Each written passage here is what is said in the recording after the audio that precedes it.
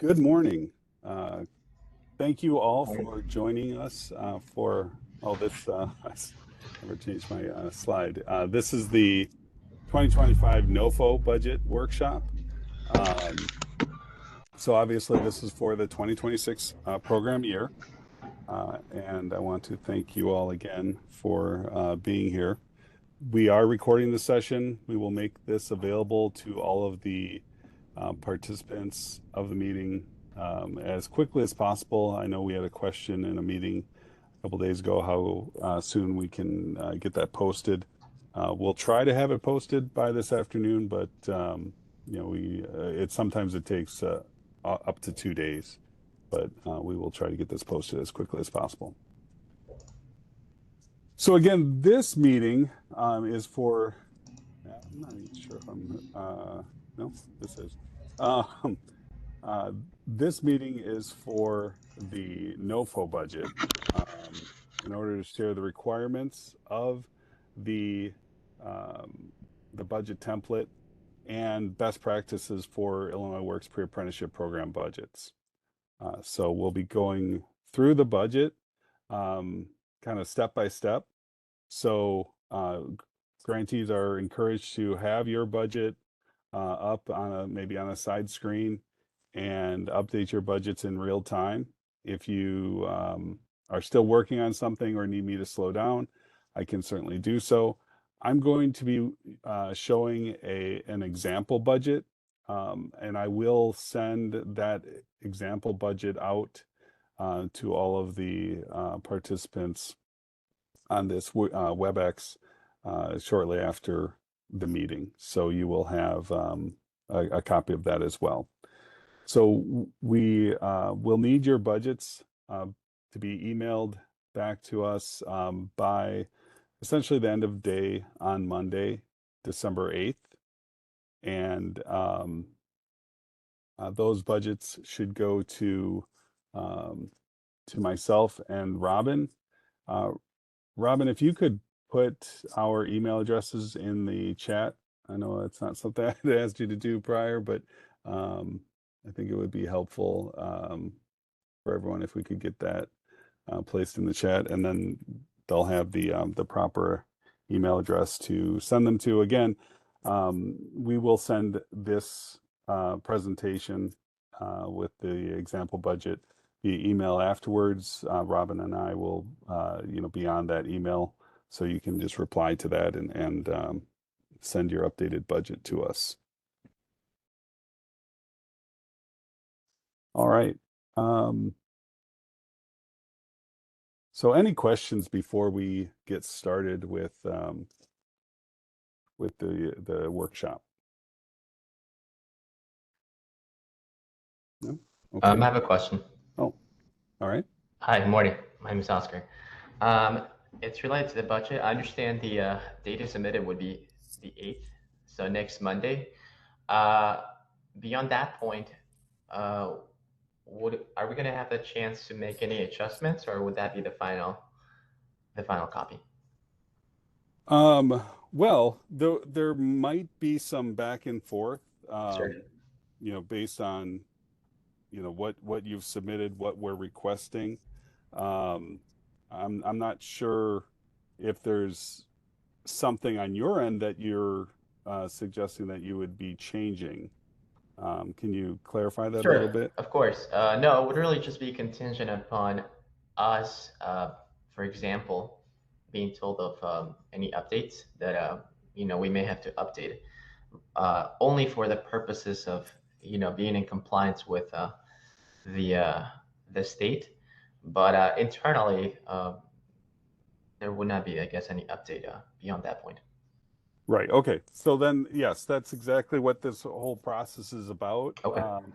We're hoping that we're sharing all of the information that your organizations will need in order to provide us with a finalized version of the budget.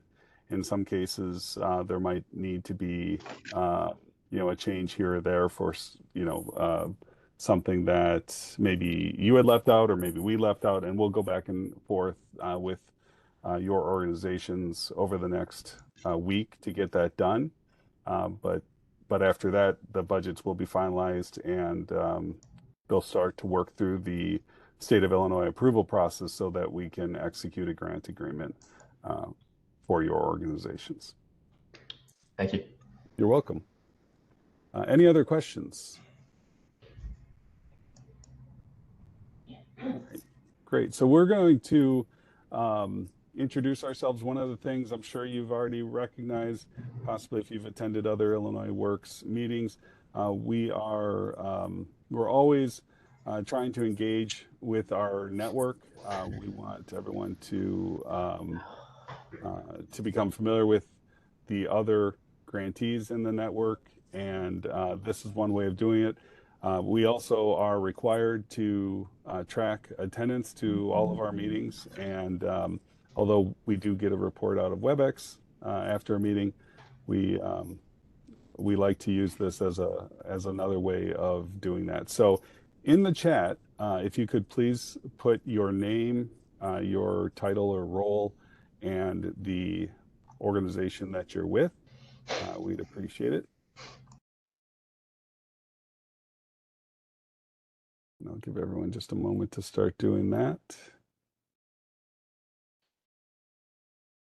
All right, I'm going to do my best to say hello to each of you. So let me get started and apologize in advance if some of the names are pronounced incorrectly. I may not sound like it. English is my first and only language, but I still seem to have difficulties. So at any rate, good morning, Tamara. Thank you for joining us. Belinda with Eden Career Institute. Hello. Elias with, I'm not sure, we didn't get that part. We have Tamla with Sending Knowledge. Good morning. Melissa Brown with Eden Career Institute. Haley with Richland Community College. Good to see you again, Haley. Natalie with ASI. Whitney with Danville Area Community College. Thanks for joining us. Aaron with Spark 618. Thank you very much. Mark, good to have you here with Hire 360. Pedro with Rincon Family Services. Good morning, Pedro. Aline with ASI. Hello. Dominic with the Springfield Project. Nice to meet you. Carrie with Danville Area Community College. Bianca with Rincon. Good morning. Filberto with the Association House of Chicago. Marta with ASI. Lots of folks here from ASI, it looks like. Tracy with, I think that's Youth Build McLean County, possibly, YBMC. Thank you for joining us. Danita with Sister Girls and Friends. Selena Smith with Ascending Knowledge. Aaron Cross with Clio, KLEO Center. Salvador with Rincon. Hello, Salvador. Michelle with Youth Build McLean County. I think I got that right the first time. Dave with R3 Development. Jane with Rincon Family Services. Always good to have you. Oscar with ASI. William Diddy II with Richland. Hi, William. Padma with Association House of Chicago. Norvetta, Armand International Development. We have Debbie Price with R3 Development. April Ingram with Richland Community College. Mary Lou with Lewis. Good morning. Kelly with Danville Area Community College. Teresa, didn't have your organization, but good morning. Jack with AOE International. Elias with JIREH Workforce Solutions. Margarita with Association House of Chicago. Ronell and Yvette with the Community Works. Brittany with Sister Girls and Friends. Good to have you again. Ewing with KLEO Community Life Family Center. Jelani with the same organization, or JIREH Workforce. It's too bad we don't get them all together There's no way of doing that. But here we have a couple in a row. With R3 Development, we have Michelle and Alicia. Thank you for joining us. Naji with Harmony International. Melverta with Sister Girls and Friends. Good morning, Melverta. And then Michael with ASI. So, and Brittany with Sending Knowledge. Thank you all for joining us. Thank you for bearing with me while I struggle through speaking that many different names and trying to get those all correct. But we definitely are glad to have you here. So, yes.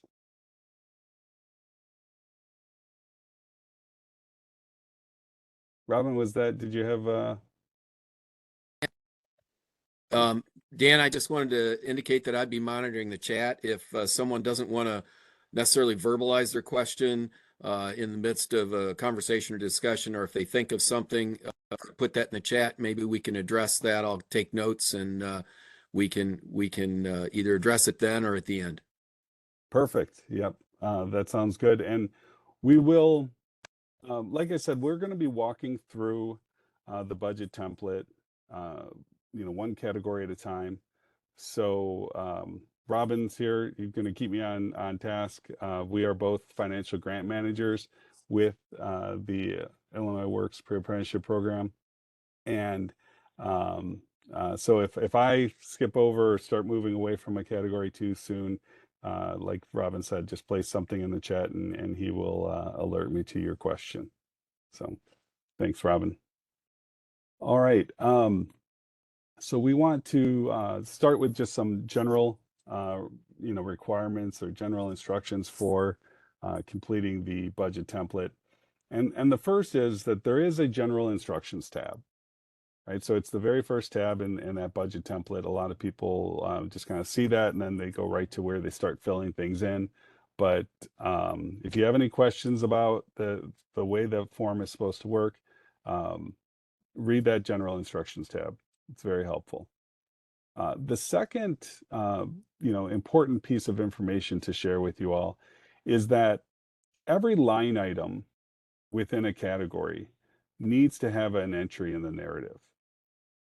So we'll walk through that. We'll explain a little bit more what that looks like. But your narrative should provide a detailed explanation of why the expense is needed and what the specific expenses are. So those are really important.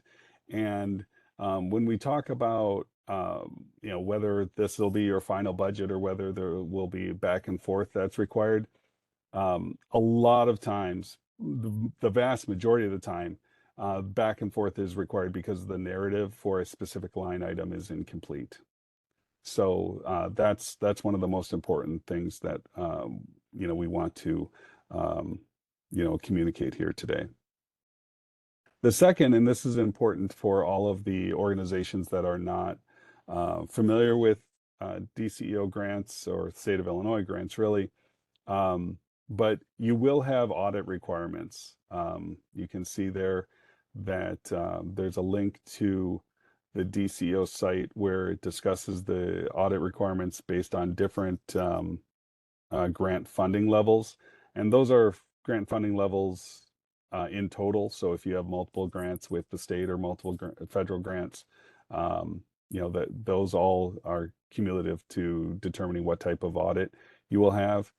Again, a lot of you are experienced with this and you're familiar with it, but for those of you that are not, especially if this is your first grant opportunity, this is something that you really need to be aware of. It's not part of the day-to-day or month-to-month or quarter-to-quarter interaction that we typically will have with you.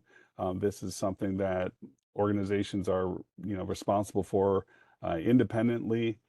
I think I think it's 90 days after the end of your fiscal year, once your grant has begun, that the audit reports start becoming due. So it's just important for you all to stay on top of that and to understand how your external auditor is going to be handling your timeline. So very important that you become familiar with that. All of the organizations will need to submit a W-9 to us and a letter from the IRS. This letter allows us to verify your name as it's registered with the IRS, and ensure that your organization has a not-for-profit status.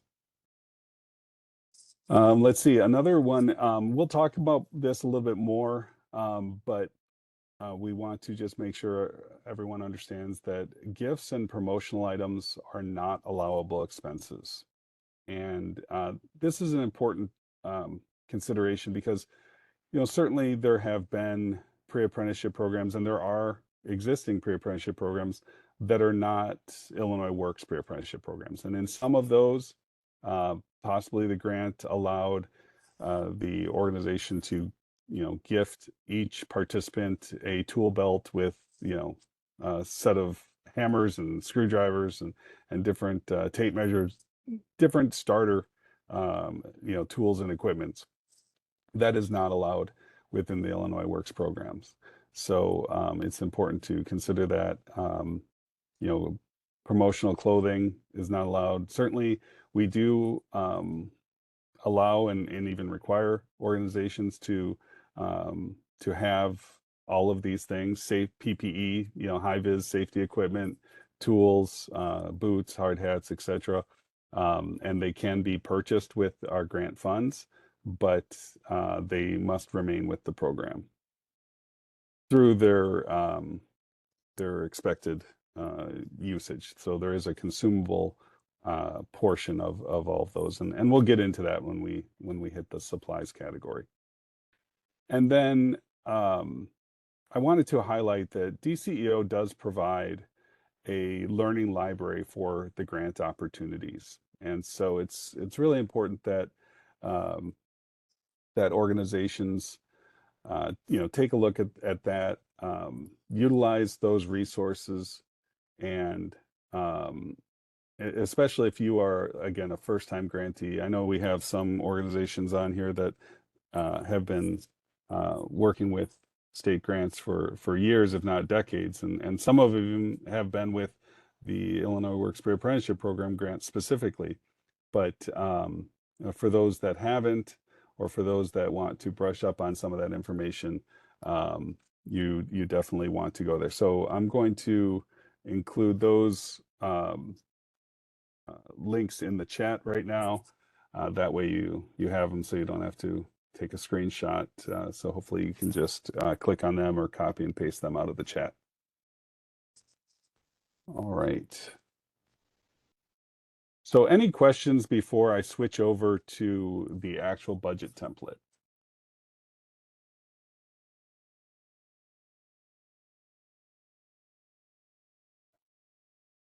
Okay, great. So no questions in the chat either, Dan.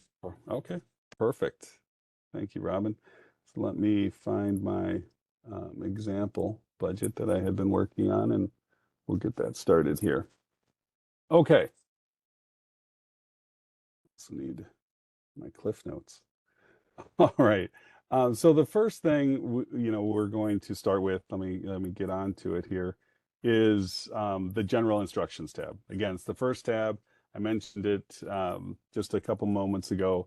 This provides general instructions for each one of the sections that you will go through, and then within the categories. So moving on to section A. So I want to stress here that organizations should only ever enter information into the cells that are highlighted in blue. So we actually have already filled out some of those, hopefully, in the ones that that you are going to be receiving. But so really, it's just your organization name and your UEI number that you'll need to fill in. The UEI number, just to confirm with everyone, that is not your federal employer identification number. That is from the UEI number is from sam.gov. And of course, you are all required to register with sam.gov and ensure that that's the correct number there. After that, and including the grant number, none of you have been have received a grant number yet. That's the whole point of going through this exercise to see if we can provide you with a state award, um, and then approve a budget and go through the obligation process, which will then create the grant number for you. So there's nothing to fill in there right now. The rest of these fields, including the total here, the subtotals for each of the categories, those are formulas within this template, and they're not to be changed. So we want to make sure that we're using the category fields properly, and then these will fill out automatically for you. So again, we talking about going back and forth with grantees. This is probably the second most common reason why we send budgets back to grantees, and that is because formulas were altered, or the format, the template was changed in some manner. And so then we have to have the grantees put everything back on a new template. All right, so this is section A. Again, really, it's just you're filling out two things here. Down at the bottom, there is an area if for those organizations that will be using indirect costs, there's a rate and a base information. That should just come flow from the indirect category we'll come back to, but those are other fields that you can fill out. One thing I do want to mention before I move on, this total here, it's the same one here, they're the same figure. That has to be exact to the penny of the grant award that your organization is negotiating upon. So for many of you, you maybe have requested to serve 50 people. The average maximum for an Illinois Works grant is $11,000 per participant, so it'll be $550,000. It has to be 550,000 and 0 cents. So we need to make sure that that is to the penny. For those of you that are in the accelerator program, you have a slightly different funding mechanism, but again, the total grant award was provided to you by the programmatic grant managers that you have been working with, and so you'll want to make sure that this total ultimately hits that number to the penny. If you have any questions regarding what your funding level that your organization is negotiating upon, I would encourage you to reach back out to the programmatic grant manager or managers that you've been working with, and those, of course, are Monica Pruitt, Shar Foltz, and Edwin Molina Sanchez. So they were in, I think it was a meeting on Tuesday with most of you. All right, so I'm going to move on to the next section. Were there any questions in the chat before I do? There are two questions, Dan. The first one needs some clarification from Tamala Hughes from Extending Knowledge. She's been working in a nonprofit and always considered the items that you mentioned, and I believe she's talking about some of the items for tools, tool belt, promotional items as supportive services. She wants to know if we cannot consider those supported services work items. I think she's wanting to include those costs in the budget for those items to be given away, and I think we need to address that. Yeah, so those are considered supplies under the Illinois Works Pre-Apprenticeship Program grant. So we'll talk about that when we get to that tab in a little bit more detail. And of course, if that doesn't, if there's still questions, we can explore it further. The second question coming in from Oscar was the indirect cost rate of 15% when we're including that. Is that also included in the $550,000 total? Yes, it is. So you can see here that, and again, this is just a demonstration budget, that your direct costs are, the system is totaling it on its own, and then it's adding an indirect cost, and then it's going to come to a total here. And that total, again, should be, but in that case, would be $550,000. But it does include the indirect costs.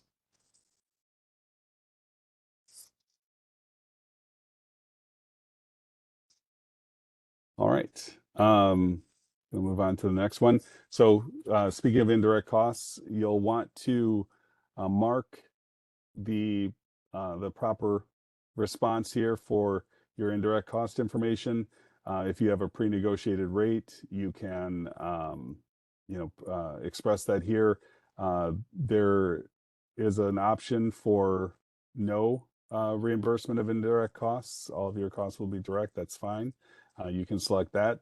For those that maybe haven't done it before, the way you do that is just to insert a text field, and then you can just place it on whichever response is the correct one for your organization. So pretty simple there, but just make sure that ICI category is filled out, whether you're requesting the de minimis, whether you have a negotiated rate, or whether you're not requesting a reimbursement at all. All right, so that one was pretty straightforward. Any questions there? All right, section B, we do not use. We don't have a match requirement, so we're going to move on. The certification page. So this will need to be sent as a separate PDF to us along with the budget. So we ask that you essentially print this page, sign it. Wet signatures are preferred, and send it back to us along with that budget on Monday by 5 p.m. We can accept digitally certified signatures. So if you have something like a Adobe secure signature, we can accept that as well.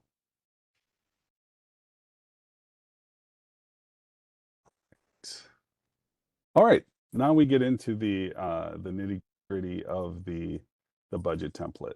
So again, if you have yours open, you're welcome to utilize the same format and work as we go.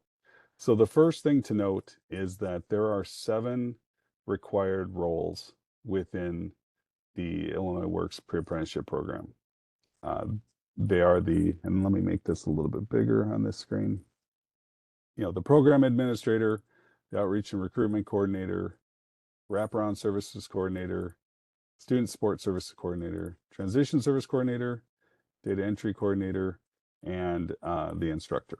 Now, these all of these roles must be accounted for. They do not have to be your internal titles.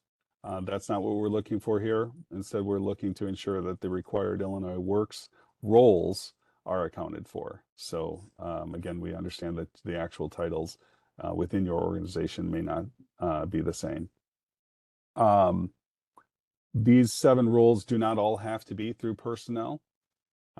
It could be that your instructors, for example, are going to be contractors. So we would only expect to see the 6 roles here, and then the instructors would be on the contractual services. But essentially between the 2 categories, we need to see all 7 roles covered. We also understand that sometimes the one person is doing more than one role. So, in that case, you would simply, have wraparound services coordinator and student support services coordinator, John Doe.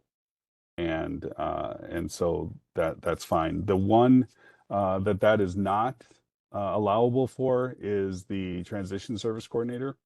That person, or that role, I should say, does have defined requirements for the amount of time that an individual spends in that role, and that was covered by the programmatic team in the group negotiation the other day. So if you have questions, I'd refer back to that presentation. The transition service, if you are an organization that is only required to have half of a full-time staff member as a transition service coordinator, that person could also be a wraparound services coordinator for their other half of their day. So if you have a full-time employee that is going to serve, 50% of their time as a transition service coordinator and 50% of their time as a wraparound service coordinator, that is possible. What is not allowable is to have 4 different people act as 25% of their time as a transition service coordinator. So that was something that for 2026, the guidance has been updated and is no longer allowed within our network. All right, I'm going to go to the narrative, but before I do, are there any questions?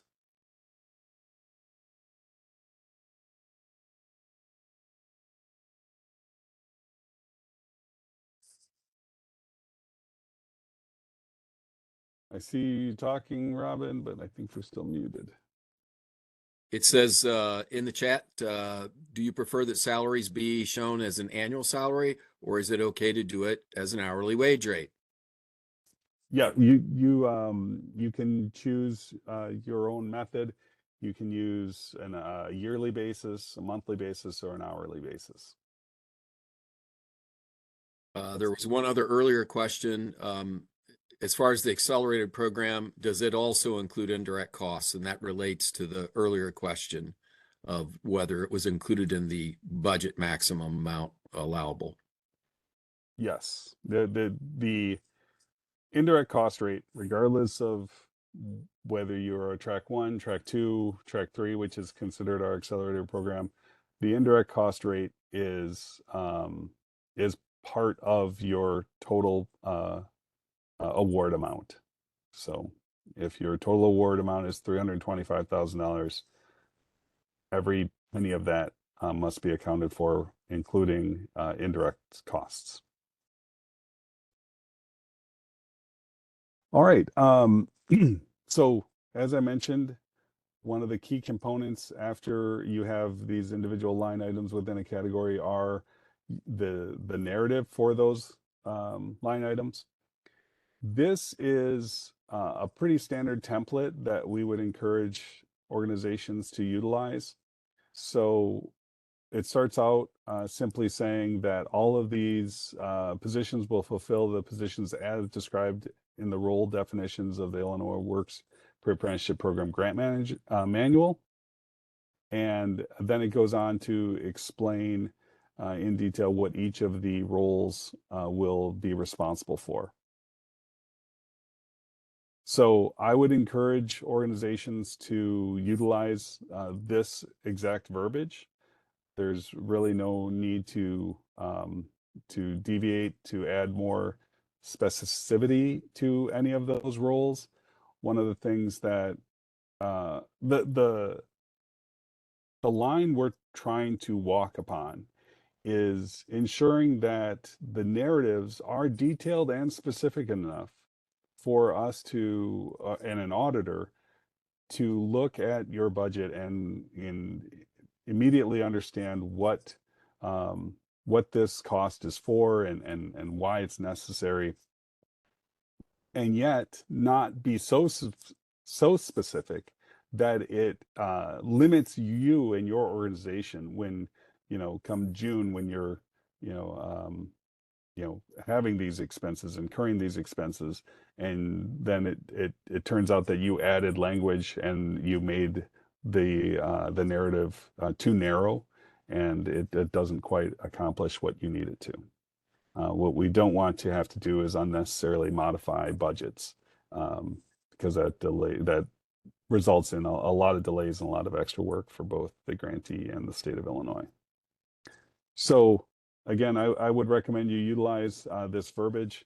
I'll be sending this template out immediately after this meeting, so you will all have the verbiage that we're suggesting. And again, if you choose to modify it, that's fine. It definitely can be modified, but just let us know. Maybe highlight if you've added, a sentence to the wraparound service coordinator position. Just maybe mark it in, in green. No, that's too light. um, so that we can understand that you've added this in. Okay. Moving back up here, you can also have additional positions. So these are just the required roles.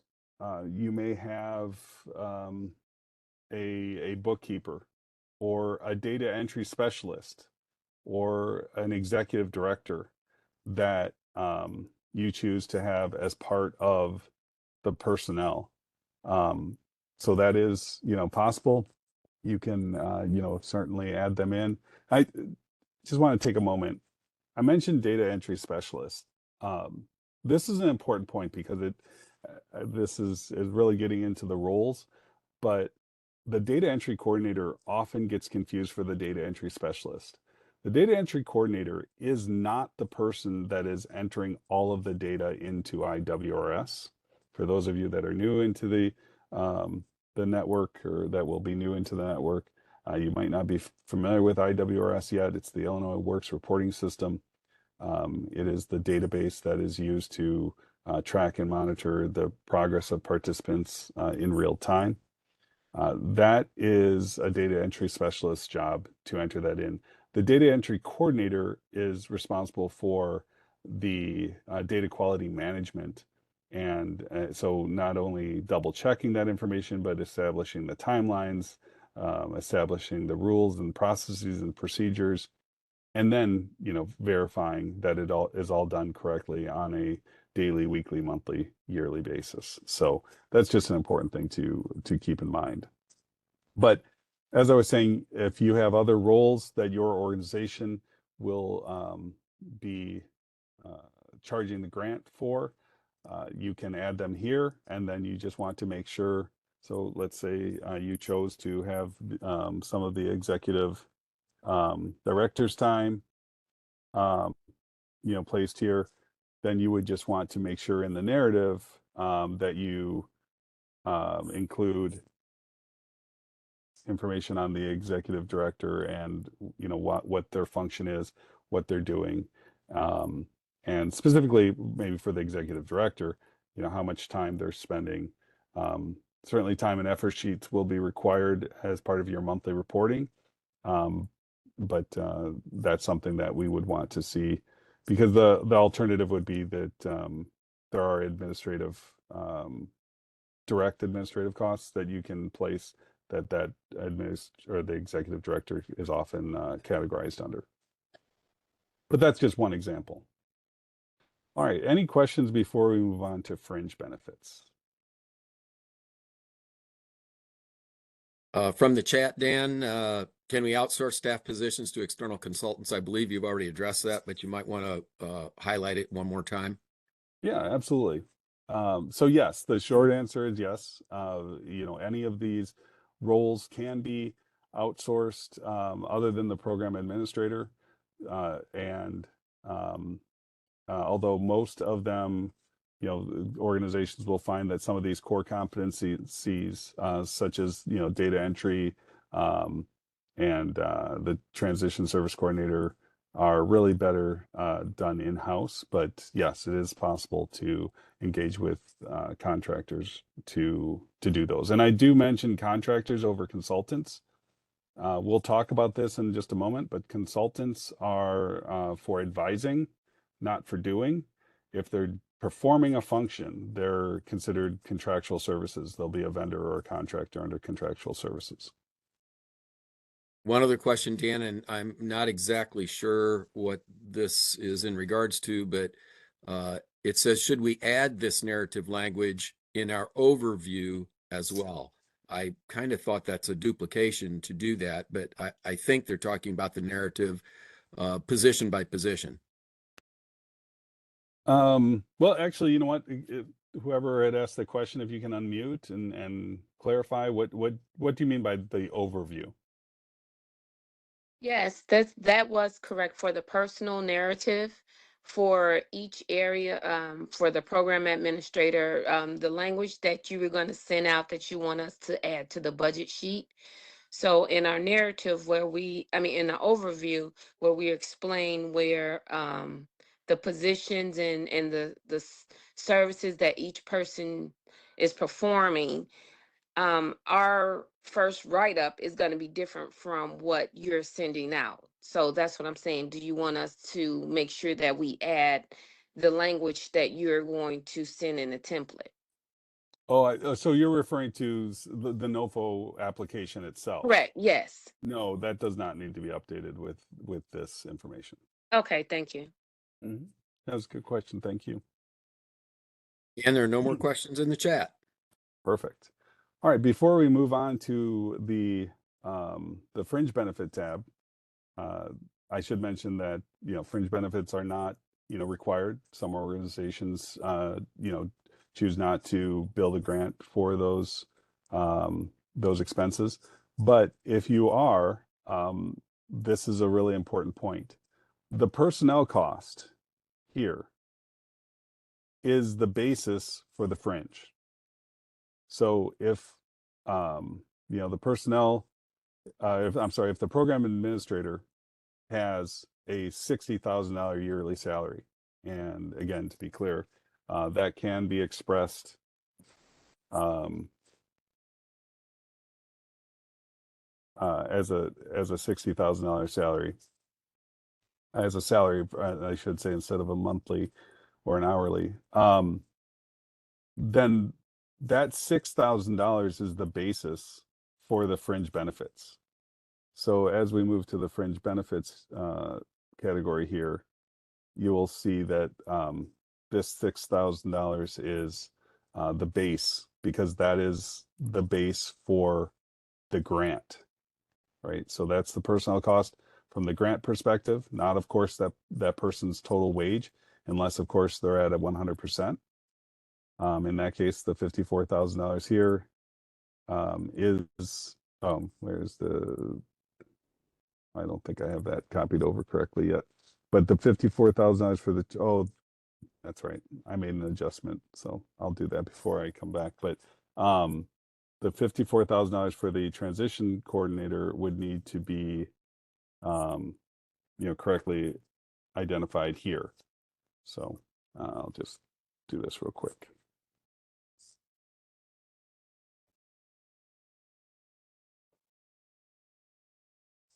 Still not coming across.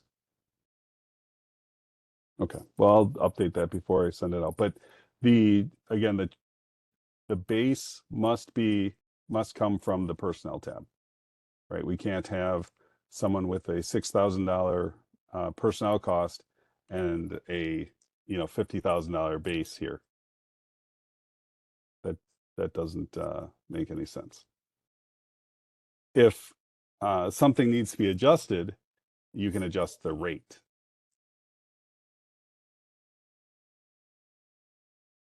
And then we want to take a look at the narrative. This is a narrative example that we would encourage you to use. A lot of times we get into a very specific narrative, and a grantee might say, you know, that we are, you know, 5% goes to employee health plans. But then they need to change that to 7%, right? It didn't need to be that specific on this particular budget. So we want to keep it general enough so that you have some flexibility as to how this rate here is calculated. Any questions on the fringe benefits? Dan, there are no questions in the chat, but I want to emphasize, and I think you indicated it at the start, if there is no fringe cost for a particular employee or for all the employees, you do not have to include that. Or it's your option, if there is fringe cost, to have your organization pay that cost and not include it in your overall budget if you're using your money elsewhere. So just wanted to let you know, we're not requiring you to show all those costs. It's just if you're going to charge it off to the grant, you need to include it as shown. Exactly. Thank you. All right, moving on to travel. So there are various various types of travel that an organization may have. Oh, I left this like this to highlight an example of something. So before I get into the actual line items themselves, I want to bring everyone's attention to the actual row numbers here. You can see it goes from, well, row 2, 3, 4. You can start typing in row 5, 6, 7, and then it goes to row 134. So the one quote unquote modification of this template that you can do is expand or unhide the rows. So if you have more than 3 or 4 items, you simply go back to doing it. Right click and unhide, and that brings up all of the rows. And what I would ask that you do is enter the number of items that you're going to have, whether, you know, and again, this applies to any of the tabs, whether we're talking about personnel, fringe, travel, supplies, miscellaneous, etc. Enter them in, and then once you're done, leave a couple of spaces, and then go back and grab a row, a couple of spaces before the total, and rehide it.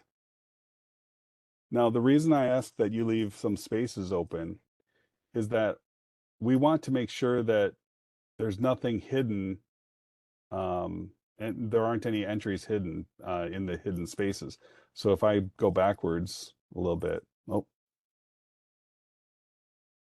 this isn't that way. So you can see here, it goes from 5, 6, 7, and then row 134. There's no way of us knowing right now whether there's any text in row 8. So by unhiding and providing a couple of extra rows, now we know that there are only, for certain, that there are only 3 line items here in this category. So again, that's a little procedural request and requirement that we have. So please make sure that if you need additional rows, to unhide them and then rehide some of the extra rows that are not necessary. All right, so I was mentioning there are different types of travel. There are, I would say off the top of my head, 3 different types. There's travel for your organization, specifically, typically the transition service coordinator to go and meet with registered apprenticeship programs or contractors. There's travel for maybe your outreach and recruitment coordinator to go to an event at a community center or you know, a job fair and recruit people into your program. Different staff travel like that. So that's denoted here. There is required Illinois Works travel. There are several required meetings throughout the year that that the Office of Illinois Works hosts for the pre-apprenticeship program. There is an onboarding and administrative meeting in January. That's a single day event that grantees are required to attend. And it's always the program administrator that's required to attend. Different meetings will include, you know, information for different staff members, but it will always be the program administrator. There is a meeting in May called the regional meeting, and that one typically I think is just, it's again 1 day as well. And then there's an annual conference in October, and that's a 2 day event. And so that's where you see the hotel there. Some of the organizations traveling from, far away might need a hotel for the 1 day event as well, and that's fine. We do need to see an acknowledgement of the fact that you're attending and funding your travel to attend our required meetings. So that's why those are on there. There is a third type of travel, and that would be, renting a shuttle bus or shuttle van to bring your program participants on a tour of a work site. Or we do have a job site work requirement as part of the curriculum. So getting individuals to the job site for those training days. So if you are planning that into your program, you would include that here as well. So looking at the narrative, you can see that we start with the title of the line. So outreach, recruitment, follow-up meetings. So then that is the name that we start with down here.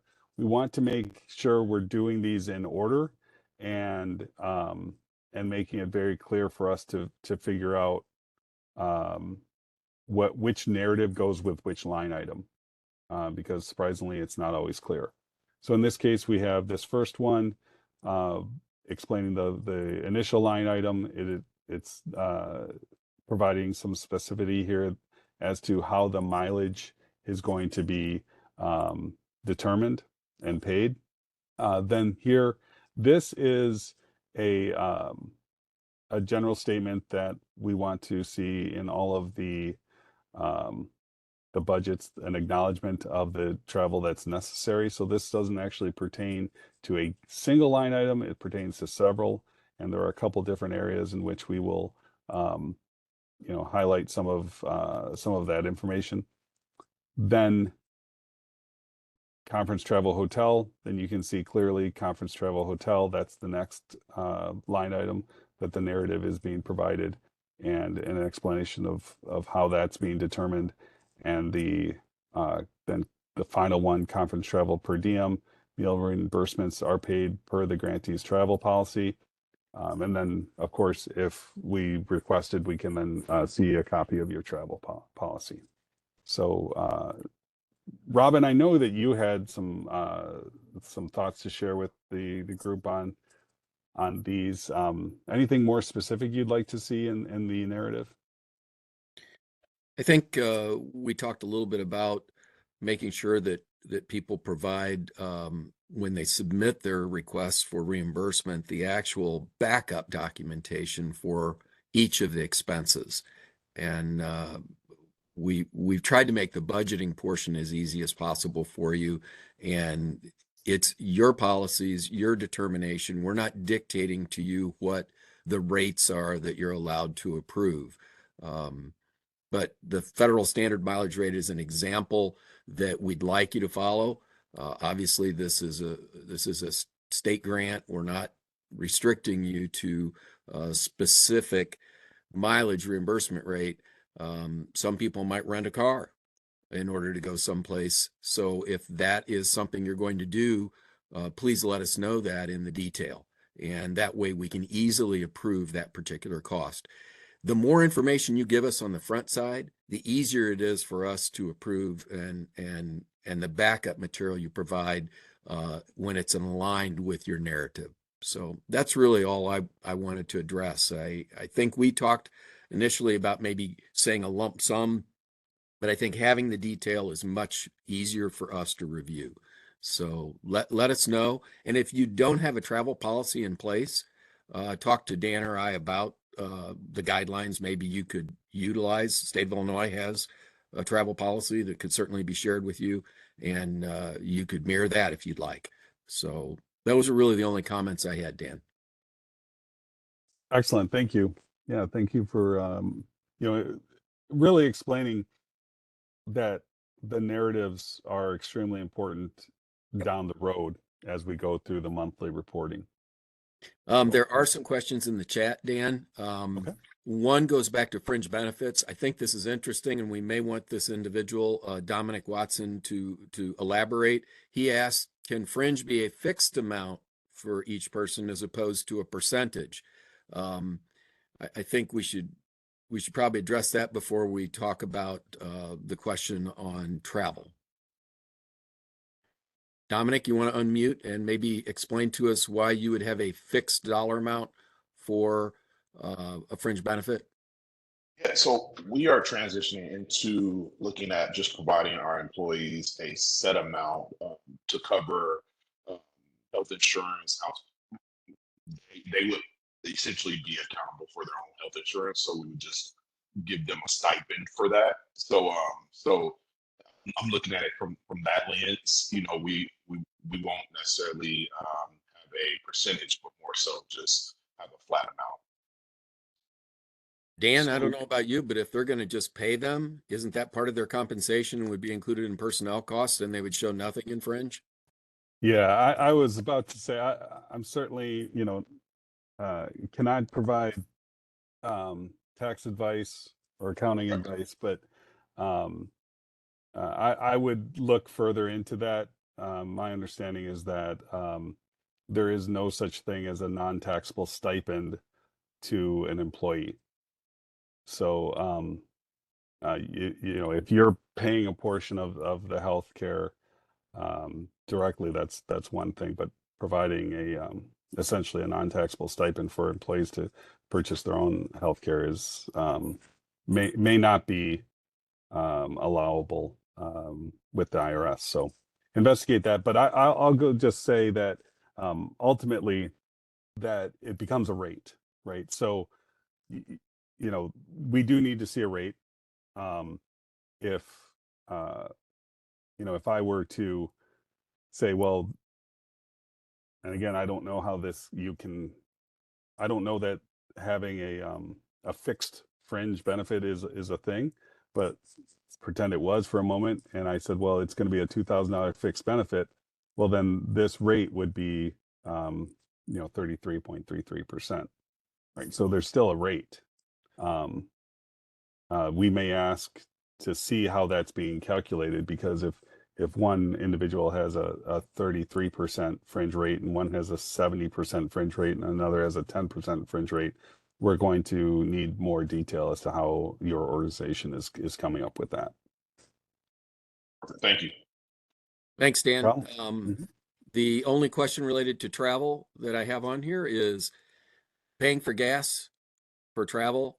Is that an allowable cost or only a mileage reimbursement? I would say it's a travel policy item, but you might want to address that, Dan. No, I agree with you 100%. If it depends on what your organization's travel policy is, and again, we may need to see it, but if it's a reasonable cost, then it probably will be approvable. Dan. No more questions in the chat. Oh, okay. Dan, I just was Yes. gonna say sometimes people and organizations all travel in one van or in one vehicle. So it wouldn't be necessary to give everyone mileage for that. Right. Well, and we're not That suggesting would be that. why I would be, yeah, okay. Yeah, we're not suggesting that everyone receive. I mean, to Robin's point earlier, the necessity of the detail in the narrative is so that when the expense is reported to us in May, in August, and the supporting documentation is received, it relates back to the narrative. So if you're paying an individual, if your travel policy is to pay by mileage, and instead of an expense report, you submit to us a receipt for gas, those don't align, right? The expense report should be for the mileage that the employee has driven. And if the certainly an organization doesn't pay mileage for riding in a vehicle, right? That's all part of that travel policy. Okay, I understand now. Thank you for that. Thank you for that clarification. No problem. Dan, I think this is the second time this has been asked, and I think it's addressed in the very first travel, well, actually the second note in your narrative. It says, how many mandatory in-person meetings are there a year? I think it's highlighted that January we have 2 days, October we have 2 days, and May we have 1 day. So their travel is estimated at 3 trips and Yeah. 3 people per trip. Now, in this particular instance, it's 3 people per trip for your example. It might only be 2 people. It might be 1. It might be 4. It depends on how many of your staff are attending, and you can indicate that parameter based upon your organization. We're just using this, remember, as an example, but the language needs to be in there. The description needs to be in there of what you plan to do. And, your program grant manager can go over some of these things with you as well if you have questions. How many of these required meetings you have to attend? Yeah, exactly. And that is, I do acknowledge that it is difficult right now to know, well, are we bringing one person to, the January administrator meeting, or are we bringing 5, right? So, I don't know that we have the full, required attendance for each of these meetings throughout the year quite yet. But most organizations, are bringing 2 to 3 people, per meeting. Again, it's always the program administrator, and if they have a program manager, they're bringing them. The Some of the meetings specifically require the transition service coordinator to attend. One of the meetings in January for new organizations will be for IWRS training. So the data entry specialist and data entry coordinator, would probably be the ones attending, and the program administrator. So let me make a note to try to share more information, or if there is any information to share it on those meetings.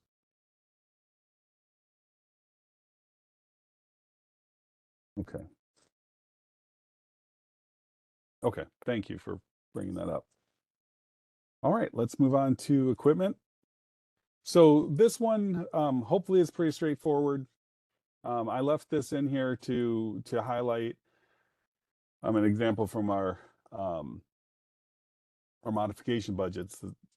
We don't really need to worry about the format, but just I wanted to remind myself here that although equipment is typically for, you can read here in the instructions, an equipment would be things with a dollar value of $10,000 that equals or exceeds $10,000.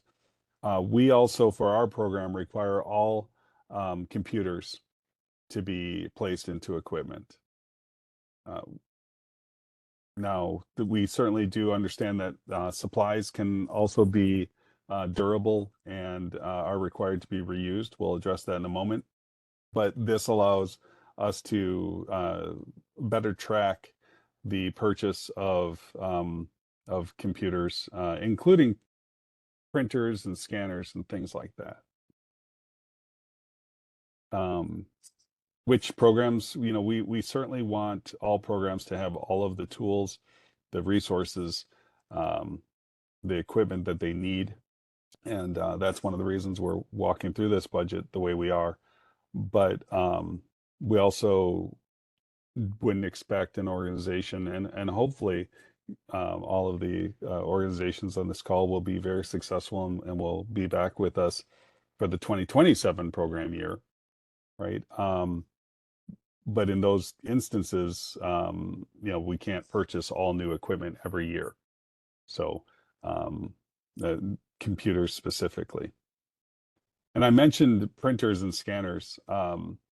We have had organizations that did not have proper scanning equipment. PDF scans are used intensely in this program, both on the programmatic side and on the financial side. So throughout the year with your actual training in the pre-apprenticeship program, you'll need to scan in attendance sheets. You'll need to scan in commitment agreements. You'll need to make scans of driver's licenses and birth certificates and all sorts of things.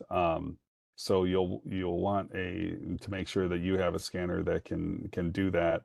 On a monthly basis, you're going to be providing us with, the financial reporting information. I mentioned those receipts, expense reports, payroll documents, anything that isn't already generated as a PDF or in some cases an Excel spreadsheet or a spreadsheet type format, you'll be required to scan in for us as a PDF. So just making sure that if you didn't have that in your budget and it's something you need, that it needs to go here on the equipment page. So again, I didn't actually have anything here. This was just kind of a place marker for me to talk about it.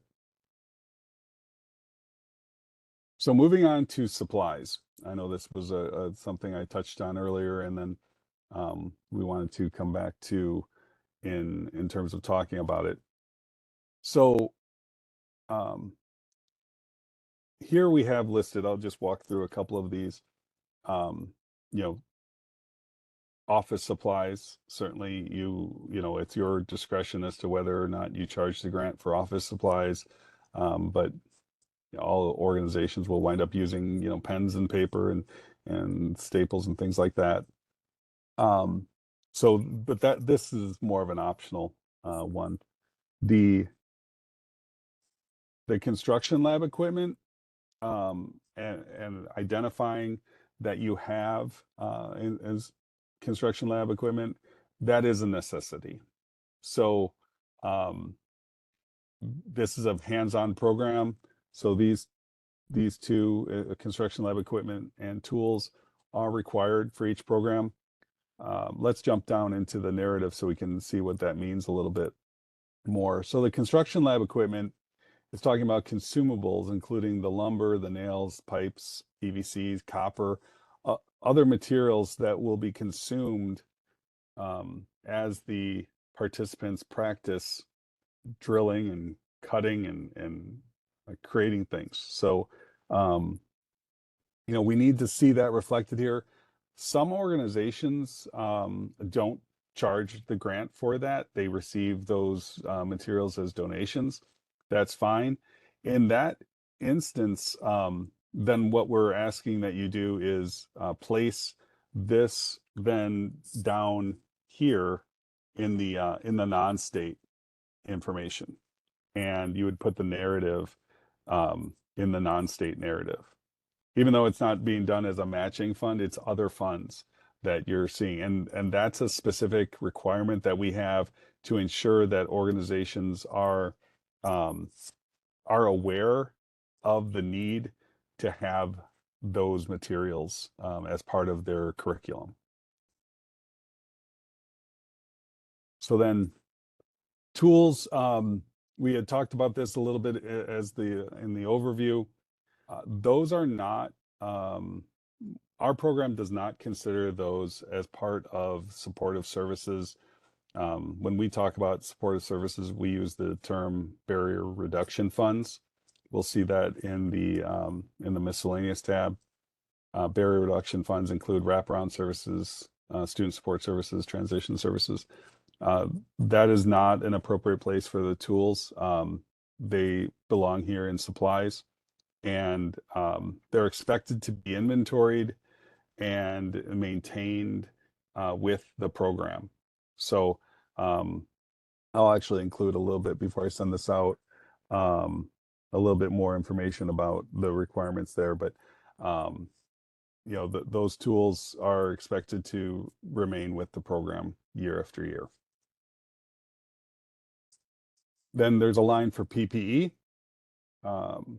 personal protective equipment. This can include both disposable and durable PPE. Disposable PPE would be things like, soft foam in-ear protection, um, you know, safety glasses. They cannot be reused typically. Durable PPE are things that can be reused, and those include helmets, gloves, glasses, boots, at an average of $175 per pair of boots. So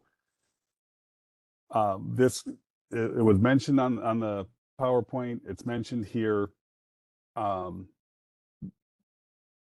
We very often have organizations that are not used to retaining boots, and so they are trying to find ways in which they can place those in a different area of the budget.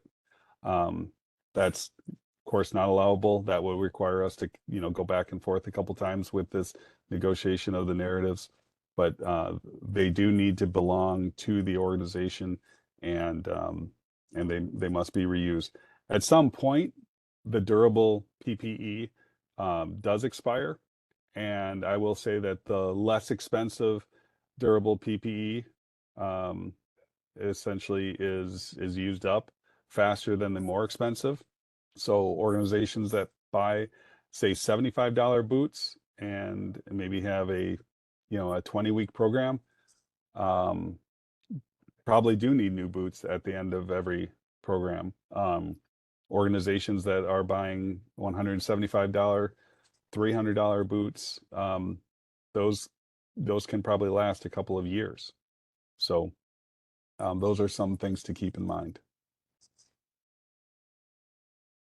This particular example just highlights, that there are also, say, training materials, supplies that are purchased, so that they would go here as well.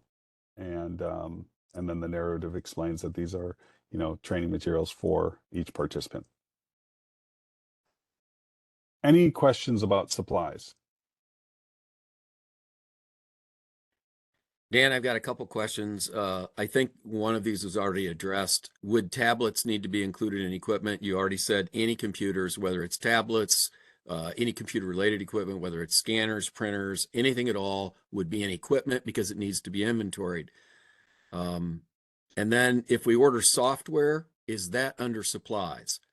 Well, I'm assuming they're talking about curriculum-based software, but if they want to delineate, they can unmute and explain what they're looking for. And then there are a couple other questions relative to supplies, but I thought I'd take that one first. Okay, I'm sorry, which one was first? The one that I think the question about tablets was already addressed. Yeah, so you answered that. Yeah, I think that's already been addressed by you, and then I reiterated that. But software, is that, if software is purchased, is that under supplies? I think Selena Smith asked that. So Selena, you want to tell us whether it's curriculum-based or what software you're talking about? Yes, I was speaking specifically of curriculum-based software. So if we needed to purchase the software for the instructional time, can we charge that, or should we charge that to supplies? Yes. Okay. And then I had another question in regards to the boots in the chat. If you could address that, that would be great. Her question was, you're saying that we share boots between? Yes. Next question was, is there a specific supplier we're required to use when purchasing supplies? No. One more question about the boots. Are they to be reused? Yes. Yes. We have been including dumpsters and portable toilet rental for job sites. Is this appropriate to put them into a supply line? If it's rental, I don't believe. I'm going to take that one, Dan. So, I think I think that's going to need more discussion offline, because I have not encountered a situation where another program has ever needed to rent job site facilities. So we'll need a little bit more understanding as to what's taking place there. Dan, this is William. Can I elaborate on that? Because Haley's the one that asked that. She's our grant accountant here. Sure. Just real quick, I don't want to take a bunch of time, but our working lab is separate from the main college building, which is part of the Farm Progress Grounds here. I have a lab out there that we use for all our hands-on instruction, and it does not have running water, so we rent a portable toilet out there every cohort for a few weeks when we're doing the hands-on. That's part of your occupancy. Yes. And then the same way with the dumpster for all our material that we're getting rid of and whatnot. I think Jess I think we had got that squared away, but I'm not 100%. But that's the reason Haley had asked that about the dumpster and the porta potty, because our working lab is off campus and there's nothing in that area as far as running water, toilets, or garbage disposal. Yeah, that would be part of the occupancy though. So include that, you know, it's no different than if you, I mean, you literally do have two facilities, right? You have a classroom and you have a construction lab. Yes. And so it's just occupancy for that construction lab. Okay. Last question on commodities, Dan. If we want to hold a graduation ceremony for each of our cohorts, can we charge that to supplies? Not sure what they're particularly talking about. We'll address those types of things, but we do allow a small expense for, say, a graduation ceremony. We ask that you put that under miscellaneous, but it's a fairly low amount that we will authorize. Probably, you know, somewhere around $100, $150 per event.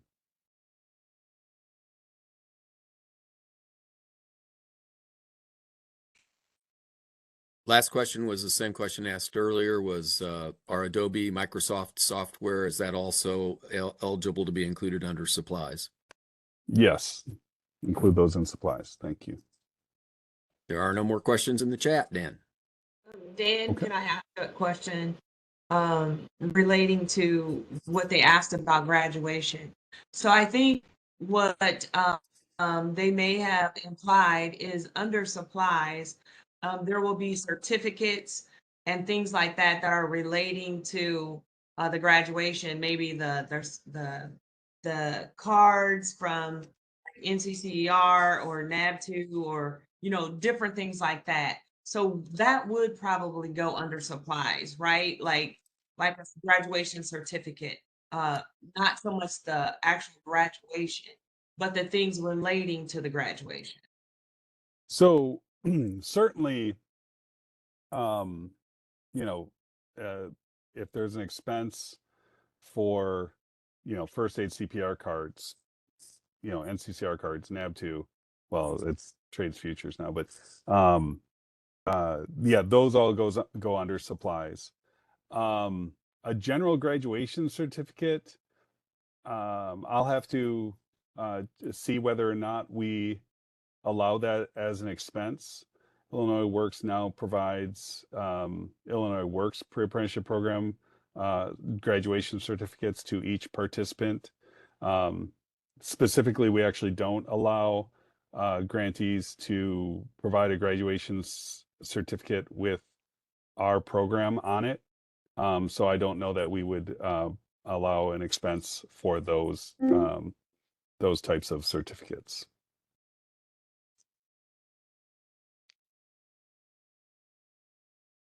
One more question in the chat, Dan. Are food supplies allowed? I think this is an interesting question.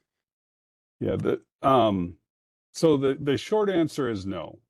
And that's where I was going with, that's what I thought the graduation ceremony question was about, that we will allow some, light refreshments, water, maybe some cookies and things like that. But in general, no, our program does not allow um, the purchase of food or meals.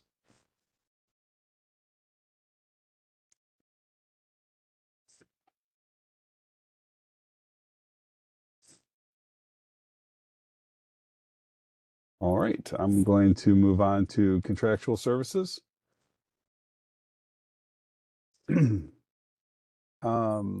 see, what time is it? 11:22. All right, well, we'll keep going. We'll see if we need a break in a moment, but I want to make sure we get through all of this for everyone.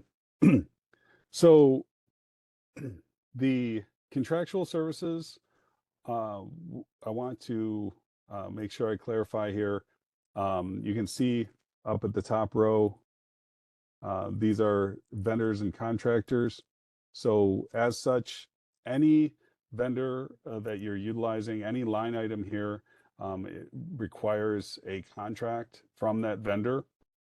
That contract needs to, um, specify what their scope of work is, what's being delivered, how your organization is being charged. So we had talked before about, there could be some of those 7 roles maybe you're utilizing a contractor for. So let's say that was the wraparound services. So wraparound services are non-academic support services. So things like assisting an individual that needs, financial literacy or childcare or transportation assistance. This is not where you'd expense those costs, say for childcare, but rather we're talking about the role of the person that's coordinating that, the wraparound service coordinator. If you're outsourcing that person, that role, and placing that here, the contract needs to specify what that person is doing and how they are charging you.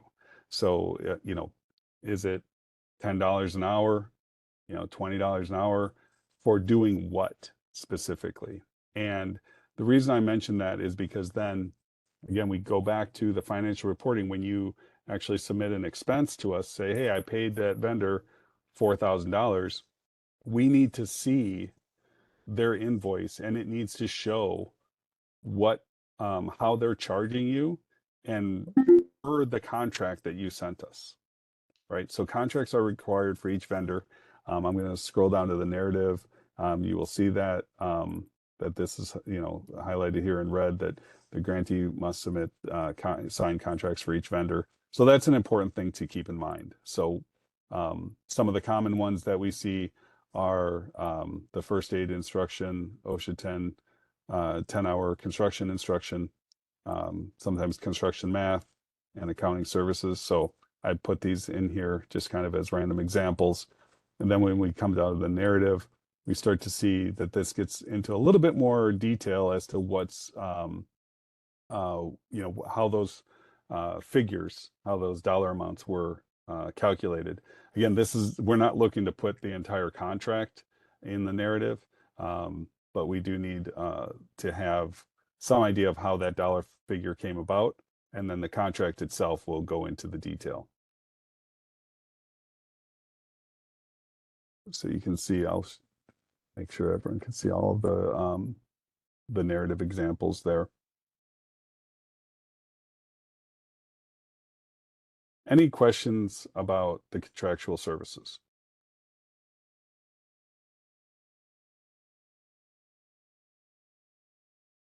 And feel free to unmute yourself as well if you have a question. They don't all need to be placed in the chat. I only have a couple questions in the chat right now. The question, and I think we can give them a little guidance here. Can the contracts come later? Yes. Yes, they can. But know that if we receive, say a PFR, that's the periodic financial report, and it has an expense, request for a contractor that we do not have a copy of the contract for, they will not be an allowable expense. So it'll act almost as though it's not on your budget. The next question is, does the contractor also need an UEI to receive payments? That would only be the case, I believe, if they're a subawardee. Our grantees have not utilized subawardees for any of these. They're typically not performing the the scope of work that the Illinois Works Peer Apprenticeship Program requires. They're performing tasks, right? So even if it's the majority of your instruction, they're still just performing a task. The pre-apprenticeship program is much more than just the instruction. So unless they're actually joining you as a sub-awardee, which I don't think anyone submitted a NOFO proposal that way, then no. There are no more questions in the chat, Dan. All right, excellent. Then we have consultants. As I mentioned, I mentioned this because there had been confusion about what the difference between the contractual services and consultants. Consultants are essentially paid advisors. So they're going to be the ones that more or less teach your organization how to do something. So if you happen to have a consultant that you feel is grant appropriate and are charging it for the grant, this would be the place to do it. But the vast majority of third parties that we see belong under contractual services. So any questions here?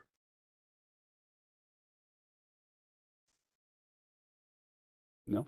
No questions in the chat, Dan. All right, perfect. Now we get to really move.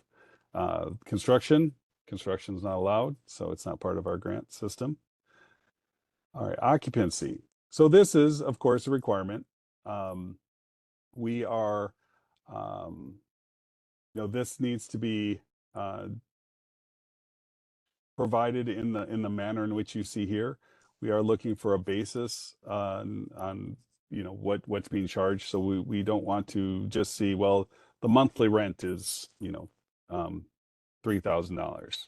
Well, you can calculate that to a square foot. So you have to give us an idea of the space within the facility that you're using for the program, and then not just the instruction space. Obviously, if you have office space that you're utilizing for the program, that would be included here as well. The narrative starts to talk about it a little bit more specifically. In this case, it's highlighting 1,000 feet of classroom space and 2,000 feet of construction lab space, and an amount for rent. So we will also be asking for a copy of the rental agreement. If you own the property, we'll be asking for a statement of that. We need to have the address on these documents so that we know where the instruction is taking place. That goes both for the classroom space and the construction lab space if they're different. And then we require a letter acknowledging that any damages are not the responsibility of the state of Illinois. So those letters, we recognize you probably won't be able to get by Monday at 9 p.m. So we will give you till the end of the month to get those, but we do require those before you begin programming. Any questions about occupancy? Hello? One question in the chat, Dan, can this shared space agreement Can this be a shared space agreement if you are sharing space? So, oftentimes we see that, let's say, for example, this one here is a shared space, and the will operate 20% of the shared space, right? I'm kind of abbreviating here, but you get the point. And so then this figure here would become, right? We're only responsible for 20% of that shared space. So that's how that would then impact the line item, and that's how you would describe it in the narrative. There's another question in the chat. What happens if you move in the middle of programming? Like, I'm assuming maybe a second cohort. Do we submit a new agreement, or do we inform you of the move prior to relocating? Yeah, so that would be really important. Any changes to location would need to be communicated to your programmatic grant manager prior to that move happening. It could impact your ability to retain the grant, right? So certainly you can appreciate that if an organization is moving from, Springfield to Rockford, they're no longer, under the same grant agreement, that you've exceeded even the scope of your agreement. So those things need to be provided to your programmatic grant manager and discussed with them well in advance. And then, yes, if it were approved, then we would need your new lease agreement, rental agreement, and a letter from your new landlord. And the only other thing I'd add to that, Dan, is that we may have to process an actual modification to your agreement to accommodate any change like that, because there may be a change in cost that would impact your budget. Next question. Can you clarify what we need to submit if we own the property that we're going to be providing services in?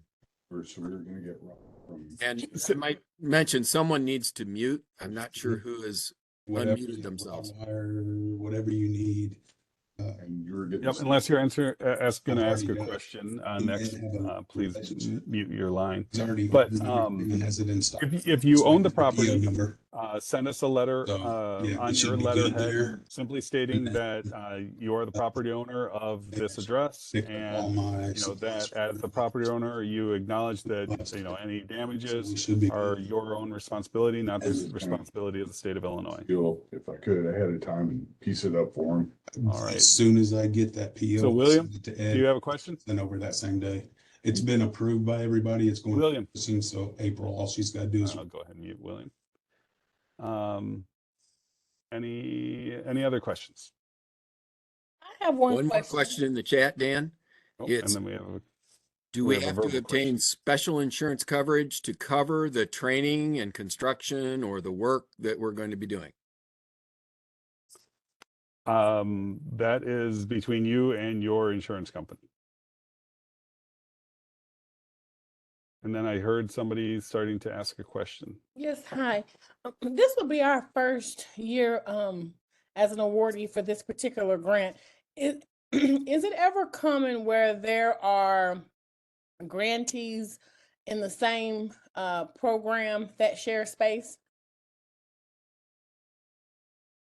Oh, two grantees that share the same space? Like so we and another one who also has the same grant with share space. Does that ever happen? It is not, but there's no reason why it couldn't. Okay, perfect. Thank you. But again, it just with it's kind of goes without saying that as long as we're not being charged Oh, sure. twice for the same thing. But yet, right, if they're if we're being charged 50% for the space from one grant, 50% for the space from another grant, yeah, there's no reason why that wouldn't be allowable. Perfect. Thank you. Dan, the only thing I would add to that is please make sure you go over this with your program grant manager and that they're fully aware of this circumstance. Yeah, that's a good point. Thank you, Robin. I have a question in regards to the insurance. If Okay. being that we will be adding it for a liability purpose, are we able to bill that, and would that go under? Are we able to add that to our budget? Um, yes, I don't see a reason why you wouldn't. That would go, I believe, under miscellaneous. Robin, do you have any thoughts on that? Suggest miscellaneous, and I would certainly want to see a copy of the increased cost and a letter from the insurance company of what additional charges you're going to bear because of the addition of this particular program. Yes, it's what we were looking at for the transportation, as far as transporting, having a van to transport them to some of the locations where some of the where they will be doing their trainings. So that will be the additional cost that we are incurring, where we are having the liability on the auto as far as the transport of the individuals. I would say you would want to provide, how many trips you're talking about and allocate a percentage of whatever that increased cost is going to be based upon the usage. Okay. Because, we can't pay for full liability on a vehicle for 12 months when you're only taking 6 trips over the course of 6 months that are one-day trips there and back. If you're using it 5 days a week, over the course of 6 months, we could certainly justify a portion of the cost of that increased liability to be covered, but maybe not the full annual cost. It just depends on what your program parameters are. And again, I would encourage that discussion with your program. Encourage discussion with your program grant manager, as well as putting in the narrative what it is that you ask us to pay for. Thank you. Perfect, Robin. Thank you. Hi there, Speaking this about is insurance, Eileen Dan. Muscat. Oh, go ahead. I have a quick question. Yes, I was just wondering. So, like, if we were to own our own facility, right, and we would need like basic updates, like for example, like a minor painting job or making sure that the doors work properly, can we allocate those expenses somewhere? No. Like, no? Okay. No. Okay. Thank you. Mm-hmm. It's a good question. Okay, couple more questions. And this is about insurance. And I think these are good questions. Do we have to obtain a special insurance coverage? So is there additional insurance coverage as a result of this program? I think some people that have been doing a program previously are knowledgeable enough of this to maybe share, as well as Dan, talking a little bit about this. So I will say that I think there's language in the standard grant agreement itself that talks about organizations being responsible for providing their own insurance, and whether or not there's special insurance or additional insurance required. That's not for us to decide. We don't know what your current insurance policy is, and but those are all expenses that you would need to or conversations you would need to have internally. I will say that most organizations would consider those to be indirect costs, and that's how those would be funded for your organization as part of this this grant program. Dan, maybe we can get into parameters of indirect cost and some of the other items that we've talked about that could fall under that, and why people should use that 15% to cover some of those costs. Yeah, you know what? And it's going to be important that we get to that. So let's move on. Unless there was, did somebody else have a verbal question? I thought they were. Okay. Yeah, let's move on through those so that we can make sure we tackle each one of the categories. So research and development, it's not allowed. It is not an allowable expense for this grant, so there's nothing to see there. Telecommunications, some organizations, are standing up for the first time. They don't have, landlines. They don't have cell phones, so that might be a requirement for them. Um, then we should see a narrative explaining why it's necessary. This one, it almost is similar um, to the occupancy where it's shared essentially. They're working on other items as well, and we would see that in your personnel costs, right? We wouldn't necessarily expect to pay 100% of a cell phone cost for, say, a program administrator who's only working on the program 10% of her time or his time. So those are things to consider and explain in more detail in the narrative if necessary. Training and education.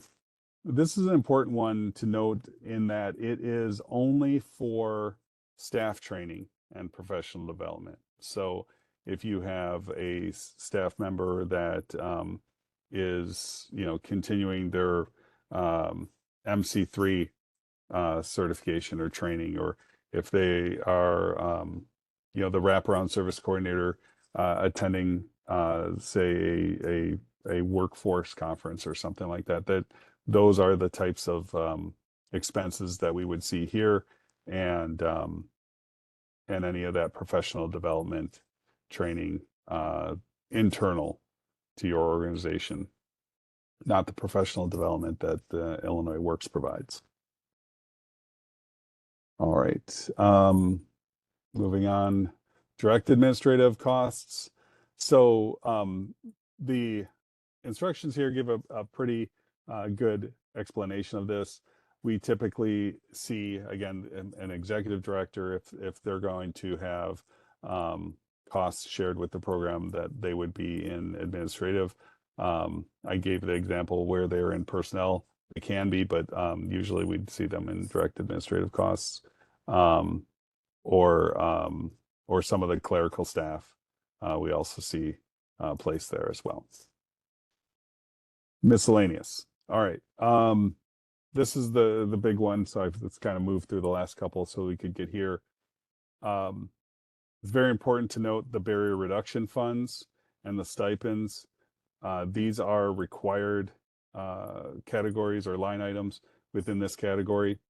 Barrier reduction funds, I'm going to scroll down to the narrative. Barrier reduction funds provide the wraparound services, the student support services, and the transition services as required by the Office of Illinois Works. So what we are requiring grantees do is include this line item, include this narrative, and then provide the explanation of how you come to your funding amount or your expense amount for this line based on an average per participant, right? So what that does is, well, in here this would be 600 based on that narrative. What this does is allows an organization flexibility. You have 50 participants, an average barrier reduction fund of 600.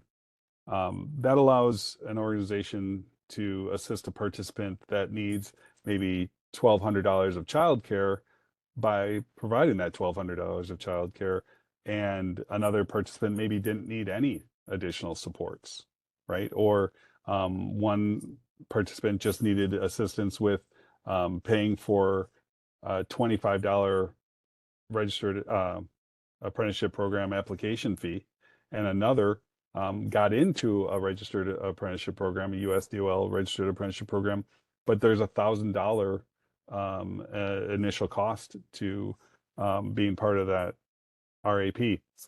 This provides that flexibility without having to restate anything in a budget or anything like that. So it provides all of the barrier reduction funds that are required in an average format. Stipends, stipends are not that average. Instead, these are very specific that, in this case, they're saying at a $13 an hour level for a 200-hour program. Each participant would be eligible to receive that based on performance and attendance of the instructional hours. So it's important to note here that if this were, in this hypothetical example, the most a participant could receive would be, is that $2,600 of stipends. And I'm highlighting this just as a quick aside, because there have been instances where a grantee has paid, when the maximum is 2,600, they paid 2,900 or 3,200. Well, they can only bill us for a maximum of $2,600 per participant. And it's not an average like the barrier reduction fund. So anything additional, that's not coming out of our grant fund. That just has to come out of the organization's fund. There shouldn't be an instance in which an individual is receiving more than this, in this, again, hypothetical example. This grantee should not be paying more than $2,600. Doing so was a mistake. And so the state cannot pay for that mistake. Then here we have some student assessment materials. Dan, Yes. Dr. Nowell has a question. Thank you. Okay. My question, what does performance-based stipend means? I read that as, so in my opinion, if they're gonna, of course, have 200 hours of instruction, they'll get paid for being there, but then I'm confused by what performance-based means. So that's a great question. It's extremely important. We do not have time to go into that. That's a programmatic discussion. It is in the Illinois Works Grantee Manual, but I will answer it to the extent that the stipends cannot simply be paid based on attendance for instructional hours, although that is part of the basis. The other part is that they have to be based on performance as well, because they're not wages. If you only base something on attendance, then you're essentially paying an hourly rate of a wage, right? So these have to be based on performance. Every single training module is required to have post assessments. Students are required to participate in class, to be safe in class. They have instructors are supposed to be observing the students as they move through their cohort. So all of those things can contribute to the performance. There's a performance-based stipend policy in the grantee manual. And so I suggest that you take a look at that. Perfect. 'Cause Thank that's you. an excellent question. Yep, thank you. Dan, William Diddy has a question.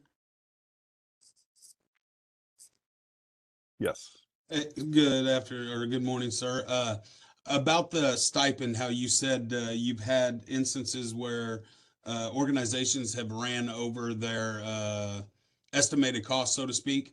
I had brought this up with Monica before, and this may be something to discuss later, but with me in my work plan, I have 10 hours of job site visits. Now, I have had this year specifically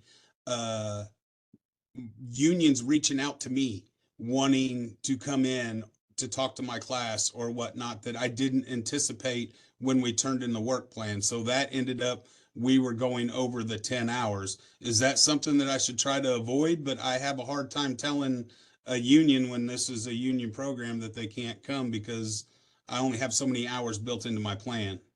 Does that make sense? Yeah, so I definitely recommend that you speak with your program manager a little bit more on this, but I will clarify a couple of things. First of all, this is not a union program. This is a pre-apprenticeship program to go into U.S. Department of Labor registered apprenticeship programs. If they're union, great. If they're non-union, that's great too. But it is not a union specific program. The second thing is that it's not just your work plan. Every organization is going to be provided with a a curriculum, right?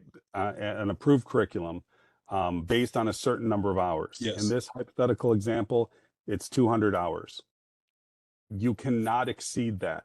You cannot decide that you want to hold your cohort for 250 hours and you're going to pay them for 250 hours of stipendable instruction hours. That's not something that our program allows. Thank you, sir. You're welcome. Any other questions?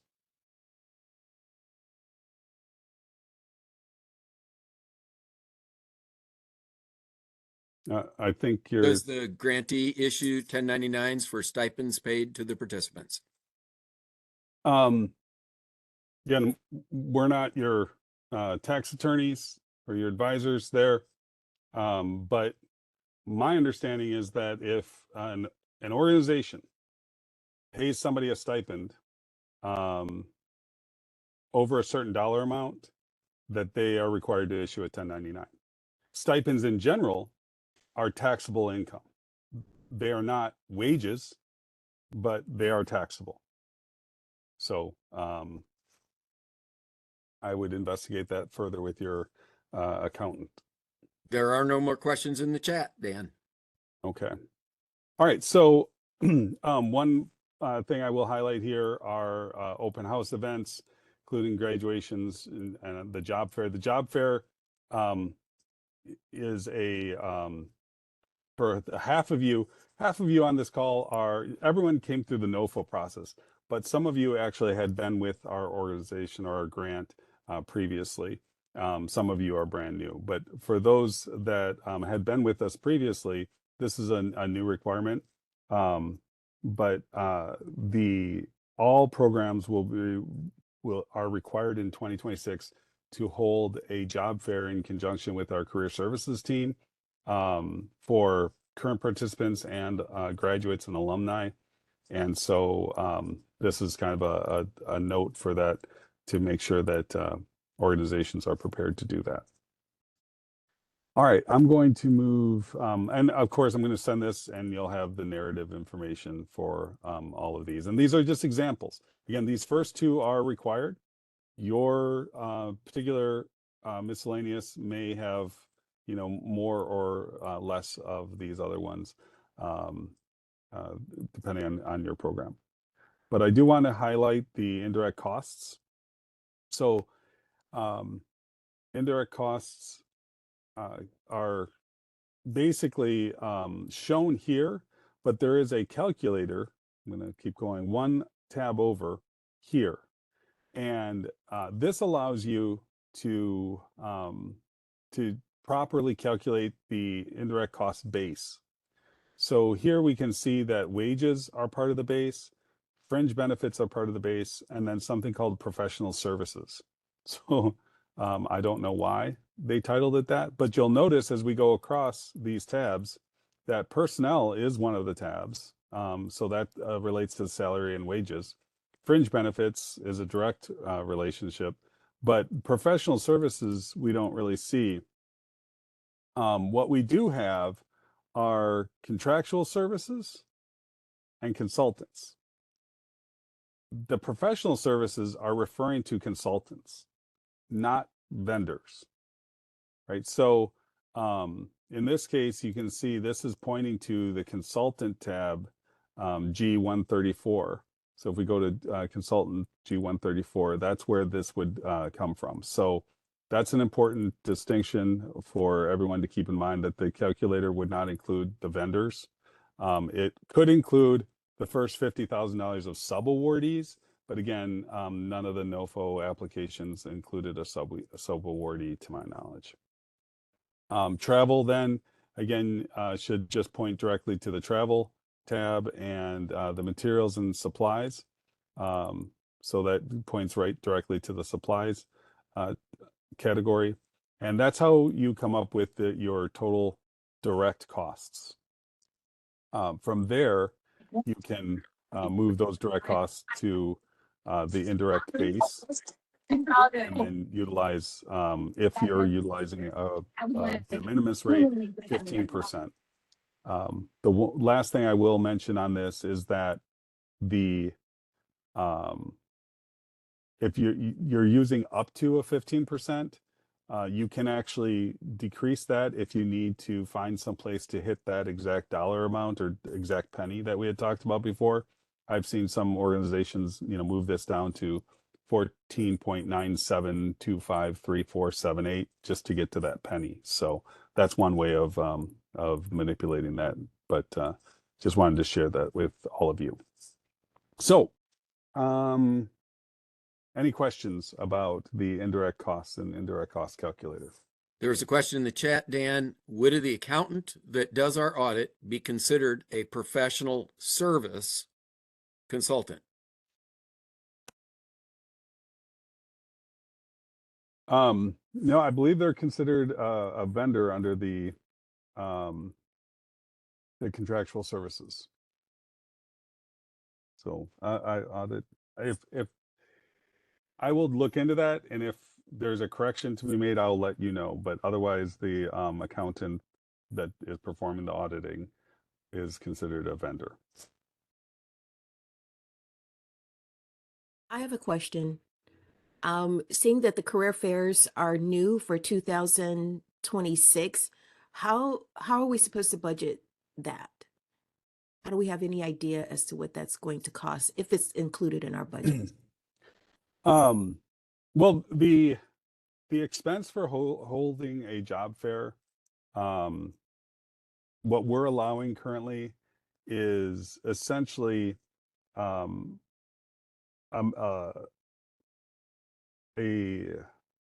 minimal cost to provide signage, to provide maybe water bottles for the contractors and registered apprenticeship programs that attend. We're not essentially funding a job fair in which you're or career fair in which you're paying anyone to attend or guest speakers, anything like that. So it's really just a reference amount for you to cover any like I said, signage costs or anything like that. I have a follow-up question to that.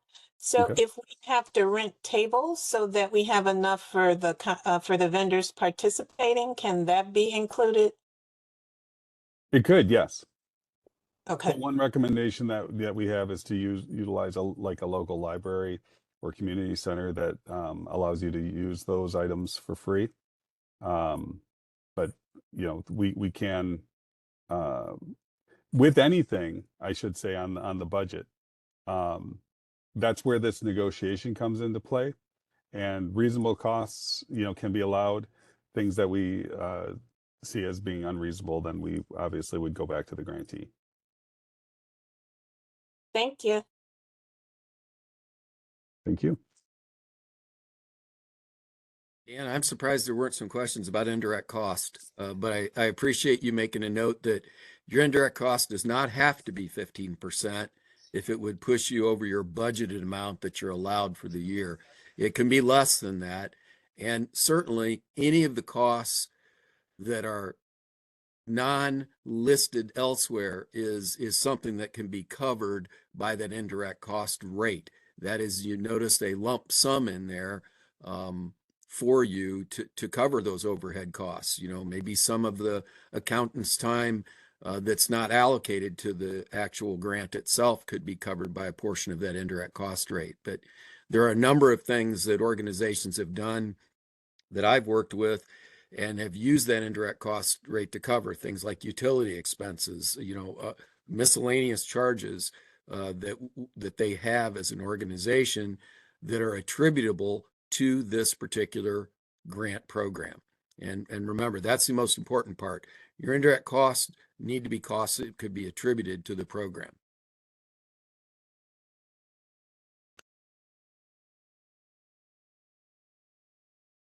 All right.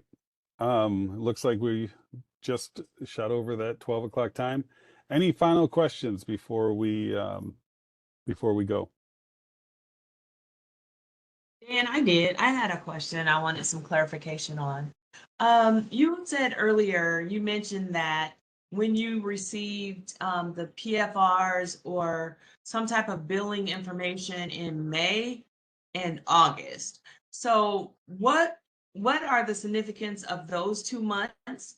And aren't billing or PFRs due every month? Your PFR is due every month. Those were just hypotheticals. I was just pulling random Oh, numbers okay, I out see. of the air.